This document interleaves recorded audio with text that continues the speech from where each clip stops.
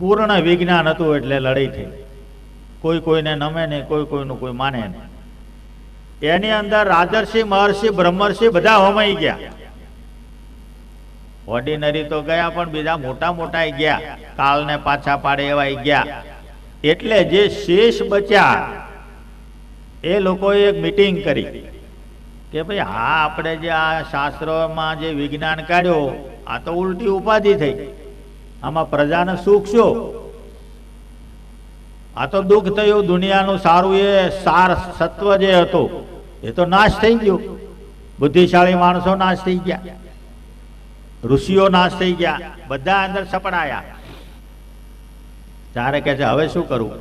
તો કે અથર્વવેદ ને અલગ પાડી દો, વેદત્રય 3 વેદ રાખો, ઋક સામ યજુર્વેદ ચ, આ 3 વેદ, એનો પ્રચાર. અને 14 પ્રકારની વિદ્યા, 64 પ્રકારની કળા, 14 પ્રકારની વિદ્યા. વિદ્યા નામ ચ પરા વિદ્યા બ્રહ્મ વિદ્યા સમેરિતા. એમાં બ્રહ્મ વિદ્યાનો પ્રચાર કરો. હું ક્યાંથી આવ્યો છું અને ક્યાં જવાનો છું, બસ આનો આ દુનિયામાં પ્રચાર કરો તો જીવ કઈ સુખી થાય. આ તો ઉલટી ઉપાધિ થઈ ગઈ. કરોડો માણસોના ગળા કપાઈ ગયા, સારા સારા માણસો. શ્રી કૃષ્ણ ભગવાન વહટી કરવામાં હતા તો એનું સમાધાન ન થયું. અને મહારાજે એક વચનામાં વાત લખી છે, ડાયો માણસ હોય ને ભાંગ પીવે કે મદિરા પીવે તો એનું મગજ તો ડોલે. ડાયો હોય તો ડોલે, ગાંડો હોય તો ડોલે. કારણ કે સેવાના જે ટાઈપનું થયું એટલે ડોલે. એમ તે વખતે જે કઈ હતા તે બધું જાણતા હતા. હામા પક્ષના જે આગેવાનો હતા એ જાણતા હતા કે આ પરમ તત્વ હામું ઊભું છે.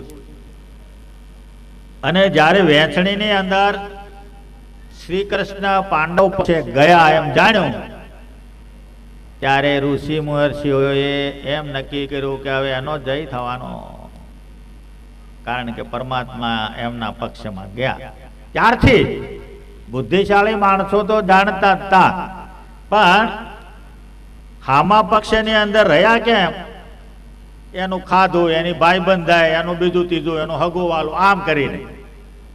આપણે હગુવાલું હોય ને તો એ હગાનો જે મેન માણસ બોલે એમ આપણે ડીંડી પીટવી પડે, નહીં તો પાછો ચાલો ઓછો પડે. એટલે આ એ હા, ના એ ના, સાચું ખોટું, પછી આગળની વાત આગળ, પણ આપણે આંગળી ઊંચી કરવી પડે. એમ આ વ્યવહાર નાશવંત દુઃખરૂપ નકામો આના વ્યવહાર. એમ બધાનો નાશ થઈ ગયો. એટલે પછી બ્રહ્મ વિદ્યાનો પ્રચાર થયો. ભારતને ચારે ચારે ખૂણે તમે જો હિમાલયની ટોચ ઉપર ડેરું તમને મળે, ગમે ત્યાંનું હોય, શિવનું હોય, ભગવાનનું હોય, ગમે ત્યાંનું હોય, પણ હિમાલયની ટોચ ઉપર તમને શિવ મંદિર મળે. એટલા 5000 વર્ષ સુધી ઋષિ મુનિઓ ખૂણે ખાંચકે ફરીને સંદેશ શાંતિનો આપ્યો. ભગવાન ભજો એમ કોઈને પણ કોઈ પણ નામે, પણ બીજું નહીં કરતા. તો 5000 વર્ષ સુધી શાંતિ ચાલ્યા કરી. અવનવર કંઈક આગું પાછું થાય એ મોટા પાયે નહીં. આખી દુનિયા નાશ થઈ જાય એવું હજુ નથી બન્યું. 5 પછી 50 લાખ જાય એ તો સાધારણ કહેવાય, એને નિત્ય પ્રલય કહેવાય. દરરોજ મરે આ જીવો. આપણે નહીં જોતા મચ્છર તો એટલા પડે, માકડ તો એટલા પડે, આ ઝીણી જીવાત તો એટલી પડે, ચોમાસું આવે તો નરી જીવાત જીવાત જીવાત. આપણે આમ સૂર્યના કિરણમાં જોઈએ તો નરી જીવાત જીવાત આપણને દેખાતી હોય. એ નિત્ય લાખો ઉત્પન્ન થાય, લાખો મરે. એમ એ ક્રમ છે, નિત્ય પ્રલય કહેવાય, ચાલ્યા જ કરે. અને એટલું ચાલ્યા કરતું હોય એટલે બધું માપનું રહેતું હોય દરેકમાં. માણસ માં, પશુ માં, પક્ષી માં, બધા એમાં. એમ એવું નથી, એનું માપ જ, એની એ રીત જ છે, મરવાની રીત, કાળની એક નક્કી કરેલી રીત. એ પ્રમાણે એ જેમાં જાય એમાં એ 5-25 લાખ લેતો જાય. જેમાં પડે એમાં યુદ્ધ થાય તો 5-25 લાખ, 10 લાખ, 5 લાખ માણસ મરી જાય. હવે એટમ બોમ્બ તૈયાર છે, હવે આ યુદ્ધ થાય એવું ખરું, પણ એ એટમ બોમ્બ થોડો શાકભાજી ના ખાવાનો, ગમે ત્યારે મા બેટા બાંધવાના. એ થોડો શાકભાજી એની થવાની, એ કાંઈ એ તો એ તૈયાર પડ્યા જ છે. એ ગમે ત્યારે ગમે તેની બુદ્ધિ બગડે એટલે વોર જાહેર થાય. વોર જાહેર થાય એટલે શું થાય એ કહેવાય નહીં. 5000 વર્ષે આ પાછું વિજ્ઞાન નીકળ્યું એટલે દુઃખ ઊભું થયું. આપણે શું જાડી ભાષામાં દુઃખ ઊભું થયું. પરમાત્માને ભજવા દે નહીં, તમારે ભજવા તોય ના ભજવા દે એમ હો જાતની કેટલેક ઠેકાણે તમે પહોંચી વળો. ભગવાન કેમ ભજવા? આ તો મહારાજે આપણા ઉપર મહેર કરી છે. ખૈયા ખત્રીએ કહ્યું, મહારાજ આ ખારા સમુદ્રમાં મીઠી વીરડી કરો તો હવે માનું તમે પ્રશ્નના જવાબો બધા આપ્યા એટલે મને નક્કી થયું કે તમે ભગવાન છો. પણ આ મીઠું પાણી કાઢી આલો માંડવીમાં ભુજ. ખૈયા ખત્રીને મહારાજે કહ્યું, અહીં ખોદો. એ સમુદ્રના કિનારે મીઠી વીરડી મીઠું પાણી આજે છે. કહેવાનું શું છે કે ખારો સમુદ્ર ચારે બાજુ કાળ ભયંકર આક્રમણ કરી રહ્યો છે. એવા સમયમાં મહારાજ કે છે, સત્સંગમાં રહેશો, અમે બાંધેલી આ ધર્મ મર્યાદામાં રહેશો, તમને કોઈ કાંઈ નહીં કરી શકે. મંદી આવે, મંદીનો બાપ આવે, રોગ આવે, રોગનો બાપ આવે, થોડું ઘણું નુકસાન તો વાછટ લાગે એટલે થાય. વાવાઝોડું બીજું હોય પણ વાછટ આવે. વાવાઝોડું મોટું હોય તો બહે બહે માઇલ અડખે પડખે વાછટ ચાલતી હોય.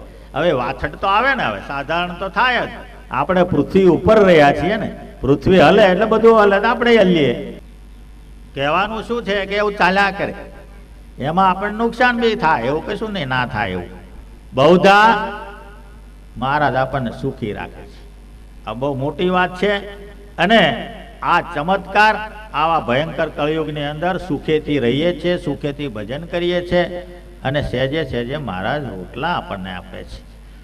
આપણને બધી રીતે સાચવે, આબરૂથી, શરીરથી, રોટલાથી, ધનથી. જ્યારે જેવું તમારે વાપરવું હોય એવું તમને મેળવી આલે. આવો સરસ અત્યારે સુયોગ ચાલે છે. એટલે બને એટલી મહેનત કરીને બને એટલું આમાં કમાઈ લેવું એમ. આની અંદર 2 દાડા આપણે વ્યવહાર બંધ રાખીએ કે 5 દાડા દુકાન બંધ રાખીએ, પેઢી બંધ રાખીએ, તેથી કરીને દરિદ્રતા નથી આવી જતી.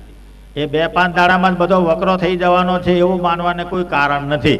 કારણ કે આપણે 22ની સાલમાં અનુભવ્યું છે પદયાત્રા મજાદાર. એટલે એવું નથી. મહારાજ સાચવે, એ અંતર્યામી છે, એનું છે બધું. એટલે એમાં બીજું તમારે ફક્કડ ગીરધારીથી ફર્યા જ કરવાનું, ભજન કર્યા જ કરવાનું એમ. હા, ખાવાનું તૈયાર, રોટલા તૈયાર, કપડાં તૈયાર.